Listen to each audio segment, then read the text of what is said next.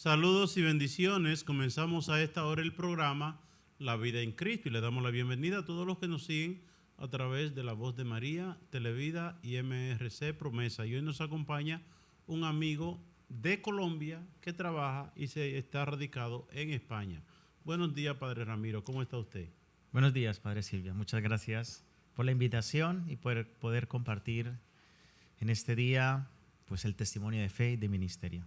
Ok, vamos a comenzar implorando la presencia del Espíritu Santo. En el nombre del Padre, del Hijo y del Espíritu Santo. Amén. Amén. Ven, Espíritu Santo, llena los corazones de tus fieles, enciende en ellos el fuego sagrado de tu amor. Envía tu Espíritu y todo será creado y renovará la faz de la tierra. Oh Dios, que iluminaste los corazones de tus fieles con la luz del Espíritu Santo, haz que guiado por ese mismo Espíritu saboreemos la dulzura del bien. Gocemos siempre de su consuelo por Cristo nuestro Señor. Amén. Amén. Hermanas y hermanos, saludos y bendiciones. Bueno, vamos a comenzar. El programa de hoy se titula Diversas clases de católicos, ¿verdad? Pero vamos a comenzar con el Padre Ramiro. Padre, buenos días. Díganos una cosa. ¿Usted de Colombia, de qué parte de Colombia? Soy de Tuluá, Valle. Eso es cerca de la costa del Atlántico. Del Atlántico, ok. Usted no es de Medellín, entonces. No. Ni de Cali. Cerca de Cali. Cerca de Cali. Ok, sí. En Colombia. Vamos a ver, padre, usted, ¿qué edad usted tiene, si usted dice su edad? Tengo 40. Tiene 40. Usted dice que tiene 23, yo le creo. Se ha mantenido muy bien el padre. Recuerde, Padre, padre, las apariencias engañan. las apariencias se engañan. Tiene 40. ¿Y cuántos años de sacerdote? De sacerdote, 12 años. 12 años. Ok, padre, háblenos de su vocación. ¿Cuándo usted dice yo voy a ser sacerdote? ¿Cuándo usted descubre eso dentro de usted, el deseo de ser sacerdote? Bueno, yo creo que mi experiencia, como muchos que nos hemos sentido llamados por el Señor, es todo un proceso. Ajá. Soy de una familia practicante. De niño fui monaguillo, servía en el altar, acompañaba al sacerdote para muchas partes. Estuve en grupos católicos y a eso a la edad de 13 a 14 años me planteo el por qué no servir al Señor en el ministerio de una forma totalmente consagrada a Él. Y así es como decido empezar un proceso de discernimiento vocacional. Muy bien, entonces, ¿y qué tiempo usted duró en el seminario? Bueno, yo entré al seminario a los 18 años, en cuando terminé la secundaria. Ingresé al seminario Los 12 Apóstoles de la ciudad de Buga y estuve estudiando 5 años, parte de ellos filosofía, parte teología. Me tomé un tiempo y es cuando ya al regresar nuevamente al seminario me voy para España a terminar 2 años de carrera en la universidad. ¿Y allá se decide quedarse en España? Sí, porque me fui para allá, pues pienso, obviamente, como tiene que ser, de que es la voluntad de Dios, que al final terminara allá. Había podido regresar a mi seminario en Colombia, pero conocí la necesidad de vocaciones España. En España.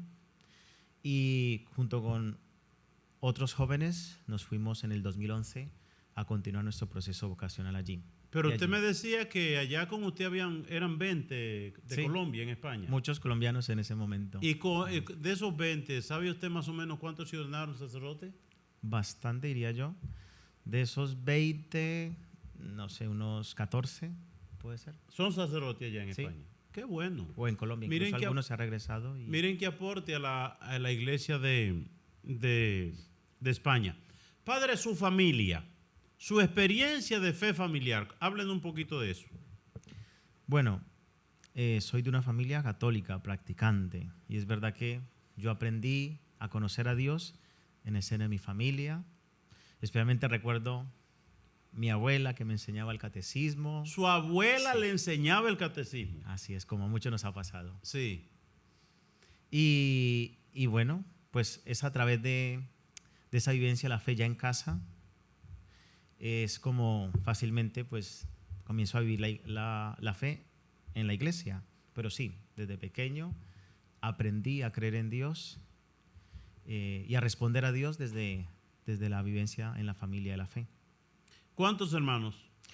Somos 3 conmigo. 3. Sí, soy el mayor, luego sigue una chica y por último un chico. Soy ¿Y el el otro mayor. chico no se inclinó a la vida? No, No sé. de mi familia y mi gran familia extensa, la verdad que soy el único sacerdote. ¿Y cómo se siente, padre, de ser sacerdote, de haberse consagrado a Dios?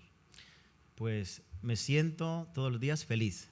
Todos los días me levanto dando gracias a Dios por ese día que amanece y por mi vocación. Doy gracias a Dios infinitas. La verdad que es una llamada, es un don y cada uno responde a esa llamada y es algo que para mí es importante, es la vocación, es decirle sí al Señor todos los días, porque hay que mantener ese sí al Señor. Padre, en este mundo donde tantos jóvenes y tanta gente cae en depresión, en tristeza, amargura, para que tenga idea, más de 70 millones de gente en los Estados Unidos toma antidepresivos. ¿Usted no toma antidepresivo? La oración, la La Eucaristía, oración. Ajá. el rosario, la liturgia de las horas. Oigan bien. ¿Cuáles son los antidepresivos que usted recomienda? Me La gustan oración. esos. La oración. La oración es un La antidepresivo. Eucaristía. La Eucaristía. El rosario. El rosario. La liturgia de las horas. La liturgia de las horas. Sí. Bueno, bonito testimonio, ¿verdad? Padre, gracias, le agradecemos por estar aquí con nosotros. Padre, vamos a compartir algo que nosotros vemos a nuestro alrededor. Y es, decía alguien, que el diablo no pierde el tiempo tentando a los que no son católicos o a los que no son religiosos, a los que no están en la iglesia, sino que el diablo entra a la iglesia a tentar a los que estamos dentro de la iglesia y podemos decir, si podría decirse, el demonio siembra unos diversos tipos de ideología en nosotros los católicos y entonces vemos en la iglesia diversos tipos de católicos. Vi este comentario y escribí algunas notas y como que lo puse en contexto para debatirlo con usted, que lo hablemos en este programa.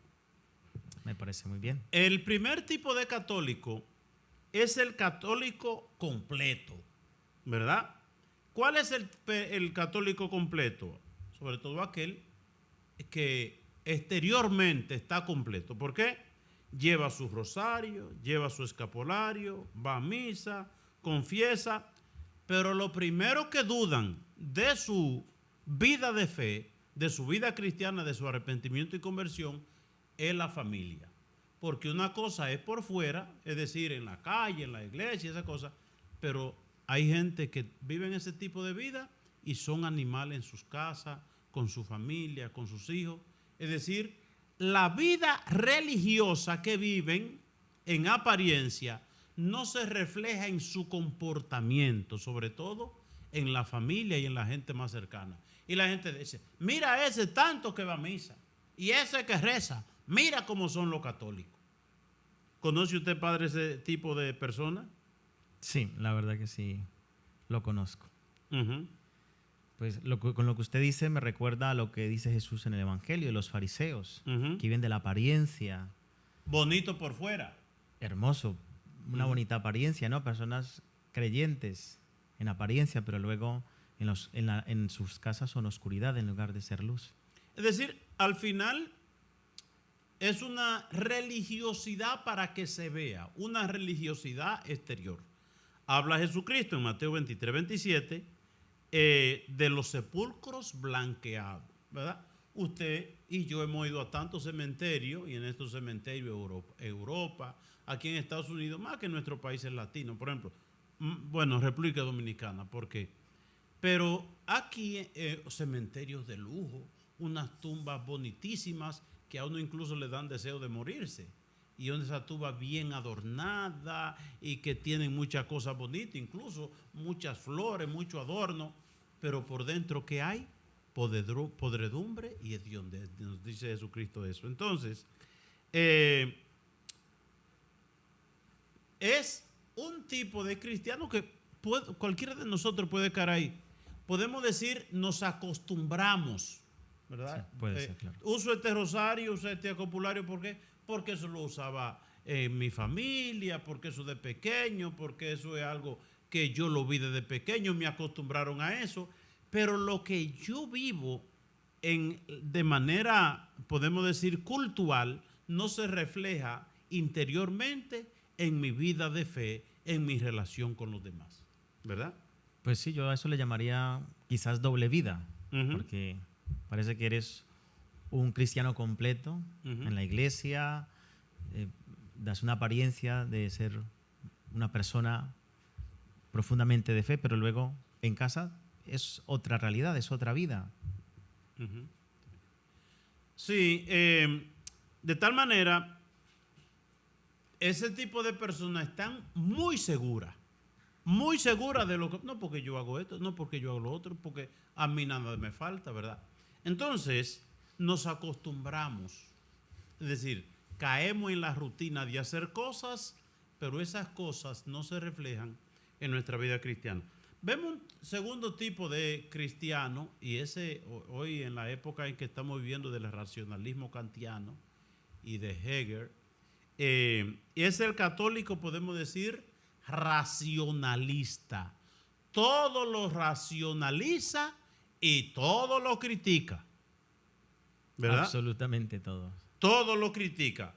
Critica el sacerdote, critica el papa, pero son católicos, ¿verdad? Pero viven una crítica voraz. ¿Qué está bien? Nada está bien. Siempre buscan, como dicen los mexicanos, buscándole el prietico al arroz, ¿verdad? Y todos lo critican. Y son gente que podemos decir son tapados, porque viven de lo que su imaginación produce. Y todo lo critican. Si yo fuera el papa, si yo fuera el obispo, si yo fuera sacerdote, si yo fuera tal cosa, ok, pero ¿por qué no lo fuiste? ¿O por qué no lo eres? ¿Por qué no te metes al seminario, verdad? Entonces viven de la crítica, devorando y comiéndose todo lo que hay a su alrededor. Nunca dicen tal cosa está bien. Qué bien que... No. Todo lo critican. ¿Conoce usted, padre, algún tipo de católico así? Lastimosamente muchos. Muchos caen en ese juicio temerario, en la crítica. Parece que se creen dioses, ¿no? Porque el único que puede juzgar la intención del corazón es Dios. Ajá. Y fácilmente muchas personas que quieren vivir la fe o intentan vivir la fe y de esa manera racional, como dice usted, pues caen en el juicio hacia los demás. Y mientras parece que no se miran al espejo, porque fácilmente critican a la otra persona, pero se olvidan de sus propios defectos. Como dice Jesucristo, fácil ver la lagaña del otro en el ojo ajeno, ¿verdad? O como dice un pensador chino, que uno al nacer Dios nos dio como dos fundas, dos recipientes, algo así, uno adelante y otro detrás. En la parte de adelante vamos poniendo los defectos ajenos y lo de nosotros, los propios, lo vamos poniendo atrás. Como mis ojos ven para adelante, siempre estoy presto para ver los defectos del otro. Recuerdo un señor, y eso me he encontrado, bueno, ayer también me encontré con una persona, padre, ay padre, yo voy a la iglesia y me doy cuenta de tantas cosas, padre, ay, sé de gente, padre, que comulga sin poder comulgar. Hay gente, si usted ve cómo hay gente como va a la iglesia tan mal vestida, y hay gente tan chismosa que va a la iglesia, y hay gente que hacen cosas en la iglesia indebidas. Y a propósito de eso, le dije a un señor que me vino con eso en República Dominicana, que él se da cuenta de tantas cosas horrendas y feas. Digo, y eso lo decía San Francisco de Sales, de siempre criticar al otro es una trampa que te distrae en las debilidades ajenas para no ver la nuestra, para no ver la propia. Hace más daño que el ateo, ¿verdad? ¿Verdad? Y gente con muy buena voluntad. Yo le decía a esa persona una vez que me vino diciendo la tanta cosa fea que ve en la iglesia. Yo le dije, cuando usted está en la iglesia, cierre los ojos para que no vea nada. que el diablo le pone a usted por delante los defectos y las debilidades del otro para que usted no vea la suya propia. Puede Tiene ser eso, mucha ¿verdad? razón, padre. Ujú. Y ya San Francisco de Sales hablaba de eso. Es decir, vayamos a la iglesia y miremos a Jesucristo. Incluso San Pablo lo dice, no me acuerdo del texto bíblico, dice, en la asamblea fíjate de lo bueno, no te fijes de lo malo. Porque si vamos a buscar, imagínate, ¿de qué somos nosotros? De tierra, de barro, somos debilidad. Y por eso, defectos, debilidades siempre van a haber. Ahora, si te enfocas en la del otro, te olvidas de las tuyas. Y el día del juicio final, Dios no te va a preguntar, mira, no, que mira, que los que iban a la iglesia eran gente mala. ¿Usted ha oído esa expresión, padre? La gente que van a la iglesia son la gente más mala que hay. Sí, sí. Pero ¿quién se lo dice? Gente que son católicos. No es, la gente más hipócrita son la gente de la iglesia. La gente más mala son la gente de la iglesia. La gente más chismosa son la gente de la iglesia. La gente más fijona. Siempre, desde que yo estaba pequeño, el que no quería la iglesia agarra por ahí para justificar por qué yo no voy a la iglesia. Sí, pues con todo lo que comentas, padre, me recuerda algo que dice un obispo. Ajá. Dice lo siguiente: si tú en la iglesia quieres encontrar gracia, la vas a encontrar. Porque verdad que hay unción en la iglesia católica, en su historia, tantas historias bellas de santos, tantas cosas hermosas a través de la evangelización a lo largo de la historia. Pero dice él, pero si tú quieres encontrar escándalo, pecado, y entonces te justificas a ti para no acercarte a la iglesia y creer en Dios, pues obviamente lo vas a encontrar. Pero dice San Pablo, donde abundó el pecado, sobreabundó la gracia. El tercer tipo de católico que nosotros podemos ver en la iglesia es el católico tibio. El católico tibio. ¿Cuál es el católico tibio? Es el que hace la cosa cuando me nacen. Yo voy a la iglesia cuando me nace. Porque esa mayoría de gente que van a la iglesia es Ana. Pero yo no. Ay, yo sí no. Yo voy a la iglesia cuando me nace. ¿Y cuándo fue la última vez que usted fue a la iglesia? El día de la Guadalupana. O fui a un bautizo. O fui a un funeral. Es el católico tibio. ¿Cuándo hace la cosa? ¿Cuándo le nace? ¿Y cuándo le nace? Nunca. ¿Qué le parece, padre? Pues la palabra nos alerta contra La tibieza. esa tibieza, ya que no eres ni frío ni caliente, Te vomito. Uh-huh. El Señor es fuerte con esas palabras. Y dice un pensador que este tipo de católico, el diablo no tiene que afanar mucho con él, porque él solito se condena. Él solito se condena. Voy a la iglesia una vez al año y ya yo entiendo que ya yo voy bien. Es decir, aquí hay un elemento, padre. Y bueno, déjeme decirle, yo me ordené sacerdote hace 29 años y cumplí el domingo 29 años de sacerdote.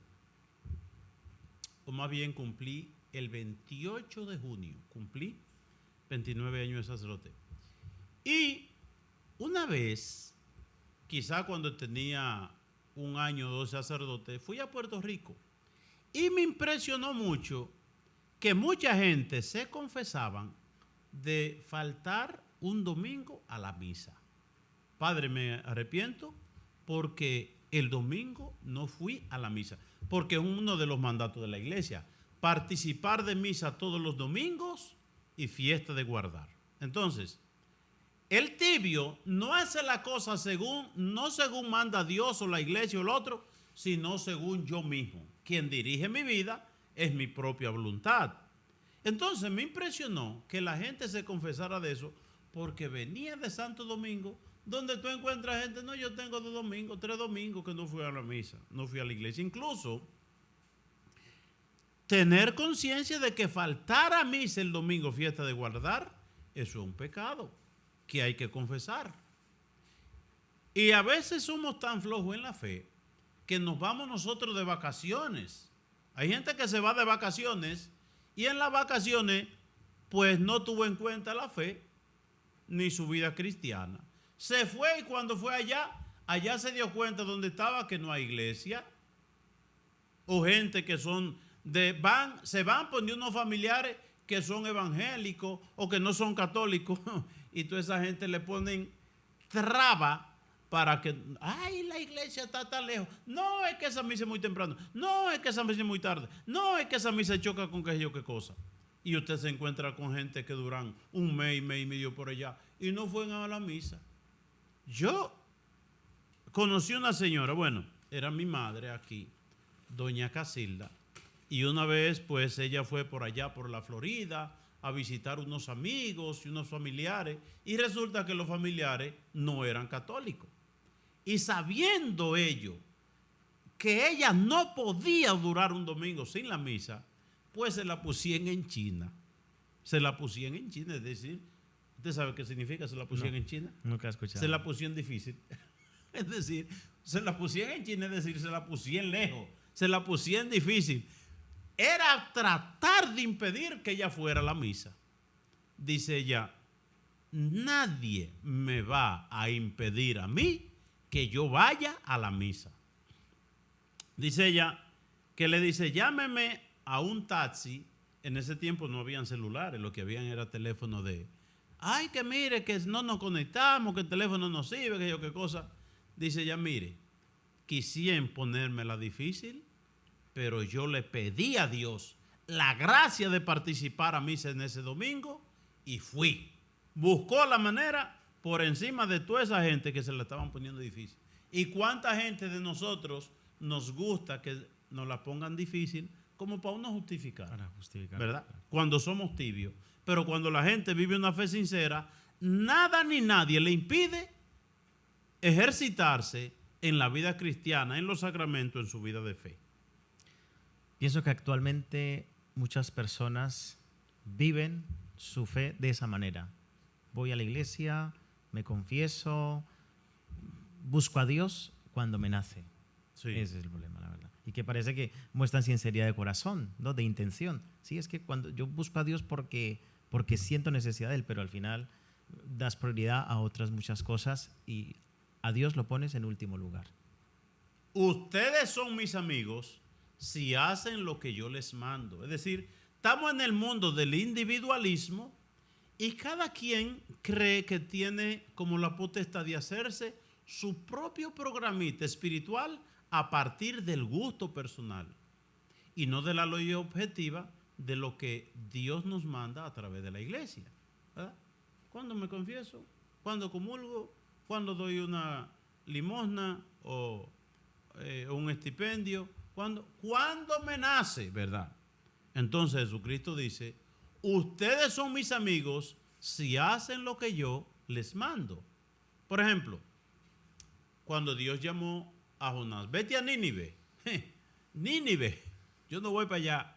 Cogió vía contraria, montarse en un barco. Es después que Jonás entiende que hay que hacer las cosas no como él personalmente quiera, sino como Dios quiera. Y después dice en la segunda ocasión, cuando Dios le habló, inmediatamente se levantó Jonás y fue a Nínive como le había mandado Dios. Y encontramos eso en San José. José toma al niño y a su madre María y llévatelo a Egipto porque Herodes quiere matar al niño. Inmediatamente se levantó José y hizo lo que Dios le había mandado y como Dios se lo había mandado.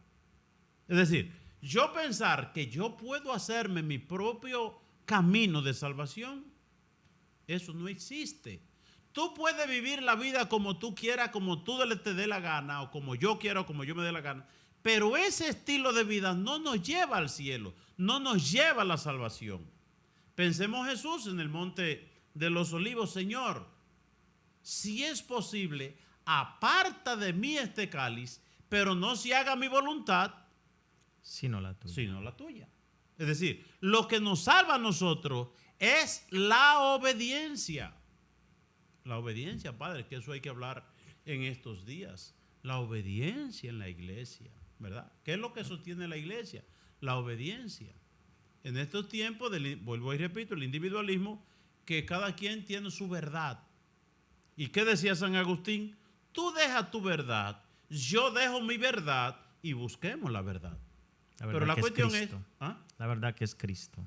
Sí, la verdad es Cristo, ¿verdad? Pero entonces, la iglesia se sostiene en la obediencia. Miremos dos ejemplos opuestos. San Francisco de Asís y Martín Lutero. Los dos vieron lo mismo. ¿Qué vieron los dos? Los pecados, las debilidades que hay en la iglesia. ¿Qué hizo Martín Lutero? Se dejó utilizar por el diablo, por Satanás. Porque la palabra diablo significa el que divide. Y con sus críticas y su racionalismo y hacer las cosas a su manera, dividió la iglesia. Y eso sí le gustó al diablo. Y una ruptura que se fue cada vez más dividiendo. ¿Cuántas iglesias, padre, tenemos hoy? Miles y miles. Cada quien hace la suya. Incluso el otro día yo comentaba a alguien que oí que dijo un pastor, dice, nosotros los que somos evangélicos tenemos que aprender algo de los católicos.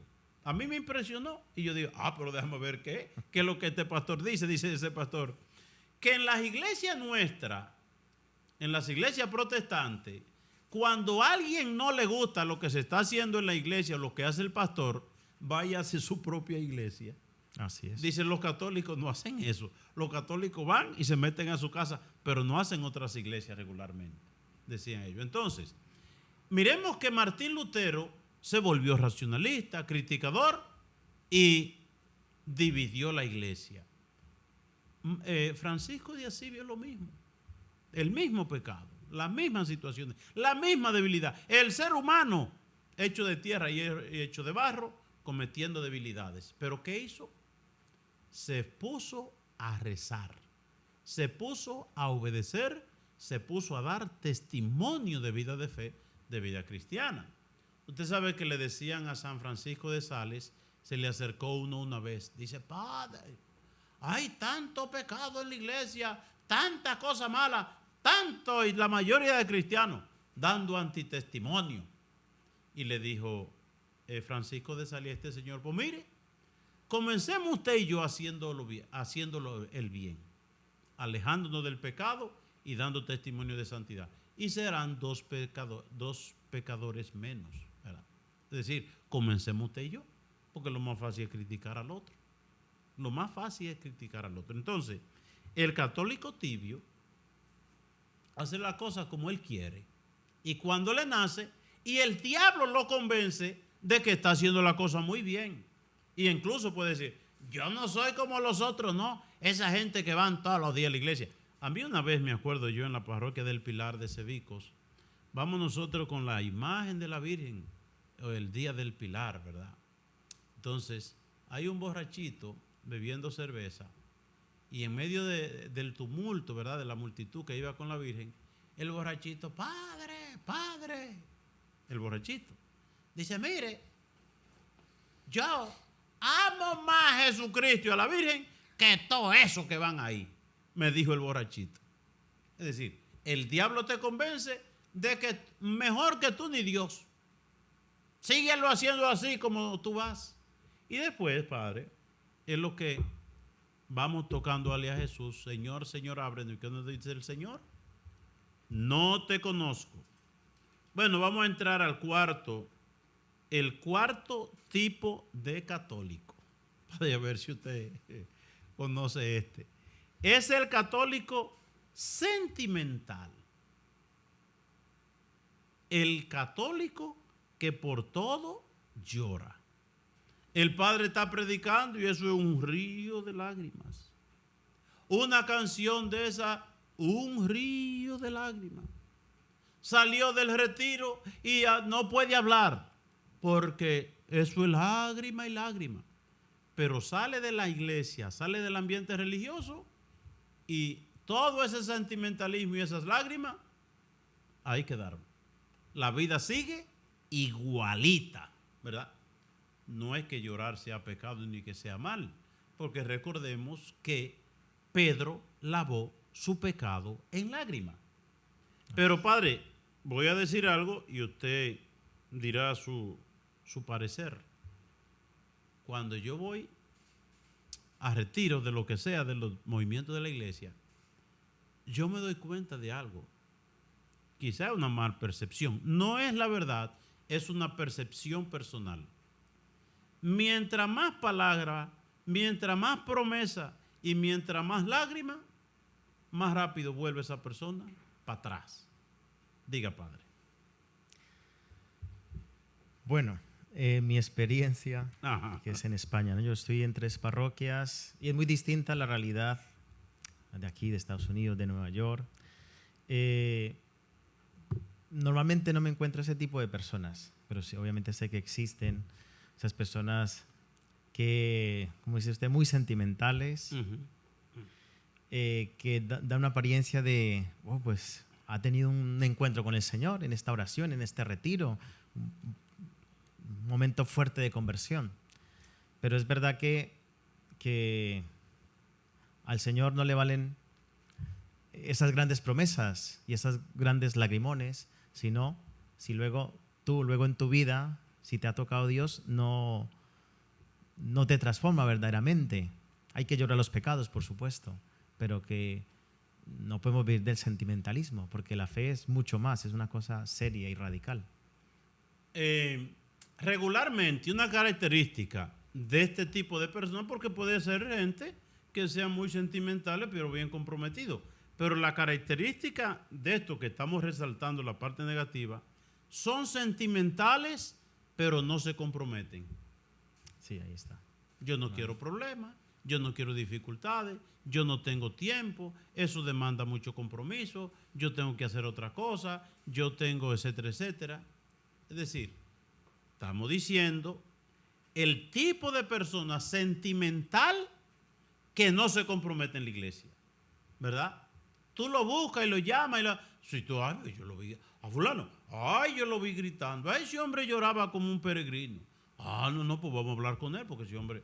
Y cuando tú vas, no, padre, yo no puedo, no. Yo no puedo, ¿no? Quizá después, pero ahora yo no puedo.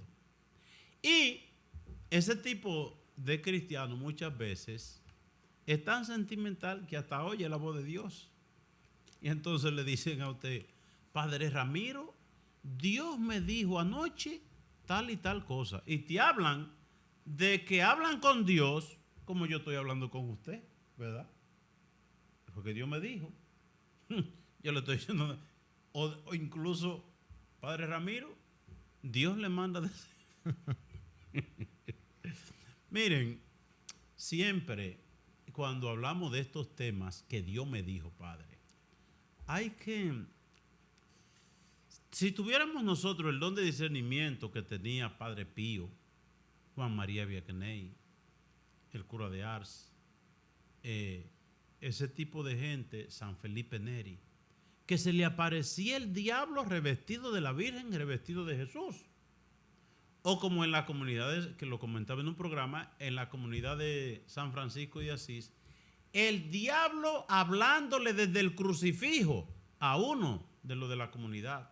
No, tú estás perdido ya. Ni rece, que ya tú estás condenado. Nada te vale a ti, tú vas para el infierno. Y ese jefecito tuyo, el que dirige aquí, también, claro. Y entonces, él creía que era Dios que le estaba hablando. Hasta que San Francisco oyó la voz de Jesús y le dice, mira, adviértele a fulano que no soy yo que estoy hablando desde el crucifijo, que es el demonio, para que pierda la fe y se enfríe en su vida cristiana, en su vida de fe. Y he dado este testimonio otras veces, pero a usted se lo digo porque usted no lo ha oído. Que una vez teníamos un encuentro, siendo yo párroco allá en Cebicos, un encuentro mariano. Y digo yo, para ese encuentro mariano vamos con los colores de la Virgen, azul y blanco. Azul y blanco. Cuando viene una ministra de rojo, vestida de rojo, ella resaltaba por encima de todo el mundo. Y le digo yo, señora, pero habíamos hablado de que los colores para este encuentro es blanco y azul. Y usted que ministra, usted viene de rojo, explíqueme. La Virgen me habló anoche y me dijo, mucho cuidado de vestirte de blanco y de azul. Ponte rojo, le dijo la Virgen. Claro, lo que ella no supo distinguir en el sueño se lo dije yo. Le digo yo, le habló el diablo y usted no lo supo. ¿Usted cree que la Virgen puede salirle y decirle de que nunca la Virgen, nunca Jesús se va a oponer al orden establecido en una parroquia, en un encuentro, en una cosa? Usted sabe que han habido santos que han hablado de tú a tú ahí con Jesús. Y cuando llama a la superiora o el superior, Jesús le dice, vete y obedece. Vete y obedece. Es decir, nunca el Espíritu Santo, Jesucristo, la Virgen o alguien te va a proponer algo que rompa la estructura, que rompe el orden, que divida. Eso no va a pasar. Claro, el diablo es un experto comunicando mensajes vestido de un santo, de Jesús, de María, de lo que sea. Y nosotros que no tenemos ese discernimiento, cuando si nos habla algo, busquemos un sacerdote, un obispo, una gente que tenga discernimiento. Porque el diablo es astuto. Entonces, dice San Juan de la Cruz, no confundan los consuelos de Dios con Dios mismos. El cristiano sentimental, el que es negativamente, en la hora de la crisis, ¿qué hace? Desaparece, espanta la mula. Es decir, ese católico sentimental, que todo es un sentimentalismo, pero no me hable de compromiso. El verdadero católico se compromete y no tiene miedo al compromiso. Incluso quizá obviando algo de sus compromisos personales para poner en primer lugar a Dios. Hay otro padre, otro católico, que es el último, y es el católico cultural. Mi familia era católica, mi abuela era católica, a mí me llevaron a la iglesia, a mí me llevaron al catecismo, a mí que yo qué cosa. Y ese es como su base de fe. ¿Y tú qué haces? Nada. Me encontré una vez con una señora que me dijo, padre, ya yo no voy a la iglesia. Porque mire, los trabajos que yo pasé cuando pequeña yendo a la iglesia, mi abuela que me llevaba hasta 10 kilómetros a pie y descalzo. Ay. Es decir, ya yo con eso que yo hice cuando estaba pequeña, ya yo tengo asegurada mi entrada en el reino de los cielos. Y yo le pregunto al padre, que estudia en España ya cerca de Roma, y es experto en la materia, ¿verdad? Sabe más que nosotros los que somos de aquí, de estos campitos de América Latina. Las cosas cristianas son acumulativas frente a Dios. Es decir, lo que yo hice en el pasado ya es suficiente para entrar en los cielos.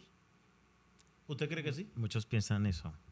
De donde yo vengo, hay gente que de pequeño iba mucho a los colegios. Ajá. Se formó en los colegios católicos. Entonces, como fue monaguillo, como todos los días tenía que rezar por la mañana, ir a misa, ya de mayor se ha olvidado de Dios y dice, pues yo ya cumplí mi cuota con Dios. Son esos cristianos culturales que usted habla y que cuando llega Semana Santa, pues muy bien, están en una cofradía, salen, o cuando es la fecha de un santo, van y organizan todo, pero son personas, son cristianos de nombre, pero no de convicción profunda, de compromiso total, como es la invitación seguramente está en este programa, ¿no? Ese tipo de cristiano cultural habla de la fe como una historia. Cuando yo estaba pequeño, y te hacen una historia que es para llorar, del sacrificio, el esfuerzo, la belleza, ¿verdad?, que envolvía el entorno donde ellos vivían cuando pequeños. Y después terminar de comenzar, ay padre, yo me he alejado de la iglesia. Me decía, incluso hace un par de días iba camino a la funeraria y un señor saliendo de la funeraria, era familia de la difunta, me decía, ay padre, si usted sabe cómo yo me crié en la iglesia y yo me alejé de la iglesia. Y yo le pregunté, ¿y por qué usted se alejó? Dice, yo no sé, yo lo que sé que tengo que volver. Lo que yo sé que tengo que volver. Entonces, ese tipo de católico también cultural, si hay una exequia, si hay un funeral de alguien que conoce, de un familiar, va a cumplir con la familia. Incluso sale de la iglesia diciendo, ya cumplí. O piense usted en los padres que bautizan sus hijos, le dan algún sacramento. Ya cumplí, ya salí de eso. Es decir, como usted decía, ya cumplí mi cuota. En España se da lo mismo, padre. Mucho, sí, así es. Y de esos que se acercan a los sacramentos de manera ocasional para cumplir, pues hay muchos, la verdad. Y en nuestras parroquias nos encontramos este tipo de cristiano, de cuota. No hay necesidad de conversión, no sienten la necesidad de conversión. Incluso esta gente son muy sabios, son muy sabichosos y hasta le pueden hablar de lo que dice el catecismo de la Iglesia Católica, de lo que dice la Biblia. Yo leí la Biblia 2 veces, ya yo leí la Biblia, es decir, ya yo hice con qué entrar en el reino de los cielos, ya yo cumplí mi parte, ya yo tengo asegurado mi entrada en el reino de los cielos. Y Ezequiel dice que eso no es así. Usted sabe lo que dice Ezequiel, dice Ezequiel, si el justo se aparta de su justicia y muere en el pecado, ciertamente se condenará, morirá para siempre. Dice, pero si el pecador se arrepiente de su conducta, de su pecado, y muere en gracia, se salva. Es decir, ¿qué es lo que determina nuestra salvación? Nuestra actitud en el momento de nuestra muerte. Y lo comparaba un escritor como un árbol que crece. Y ese árbol que crece se inclina, ¿verdad? Tiene una inclinación, este, oeste, norte o sur. Cuando el palo cae, ese árbol grande que está inclinado, cuando lo cortan con un hacha, con una sierra, con lo que sea, cuando va a caer, ¿hacia dónde cae? Hacia el lado en que está inclinado. Si a la hora de nuestra muerte, nuestra vida está inclinada al pecado, al mal, al demonio, es para allá que vamos a caer. No lo digo yo, eso lo dice creo que Salesman, comentando a Ezequiel. Dice, pero sino a la hora de nuestra muerte, nuestra vida está inclinada al bien, a Dios, a la santidad, pues para allá vamos. Por eso de ahí viene, yo no sé si en su casa pedían eso, rezando el rosario, pero mi mamá siempre pedía al rezar el rosario, decía, danos Señor una noche tranquila y una santa muerte. Que yo en ese momento interpretaba que mamá estaba clamando la muerte, pidiendo que no muriéramos. Y después yo entendí, y eso lo dice el libro de la Revelación, dichoso el que muere en el Señor. Que Madre Teresa de Calcuta también comentaba mucho eso. Dice, el logro más grande de un ser humano es morir en gracia de Dios. Y San Benito Abad y San Alfonso María de Ligorio insisten en que si tú quieres, si queremos nosotros morir en gracia de Dios, tenemos que comenzar ahora mismo, porque uno sabe que se levantó esta mañana, pero uno no sabe si va a llegar al momento de acostarnos. Padre, cuéntenos su experiencia en España. Allá usted es párroco de 3 pueblos, son 3 parroquias. Sí, parece mucho, pero no es mucho. Ajá. Porque actualmente sí, estoy en 3 parroquias. La Anunciación de Nuestra Señora de los Ángeles y La Concepción. Son las 3 parroquias. Son pueblos muy pequeños en España, cerca de la ciudad de Zaragoza, una ciudad muy importante. Y de ¿Dónde está la Virgen del Pilar? La Virgen del Pilar, sí, exactamente. Sí. Entonces, pues durante la semana voy acompañando a las comunidades, bien sea visitando a los enfermos, estudiando la palabra de Dios, celebrando la Eucaristía. Son pueblos tranquilos. Y ya llevo 6 años allá, en esos pueblos. Hasta ahora ha sido mi tercer destino. Primero fue Zaragoza, estuve 2 años. Luego estuve 4 años en Daroca. ¿Le suena Daroca? Seguramente que no. Pero en 1239 sucedió un milagro eucarístico. El milagro de los sagrados corporales. Allí hay una basílica preciosa donde está custodiado el milagro de los sagrados corporales. Yo me la sé, padre, que fue que guardaron una hostia en tiempo de guerra. Sí. En tiempo de, Sí, y Mosén cuando Mateo. fueron a buscar, pero explíquenlo usted más detalladamente. Sí, dice la historia que sobre ese año, 1239, en Valencia, sur de España, Mosén Mateo acompañaba a una tropa cristiana. Entonces, en el momento cuando estaban celebrando la Santa Misa, fueron atacados por los enemigos. Y lo que hace el sacerdote, como ya había consagrado, guarda en el corporal las formas consagradas, las guarda.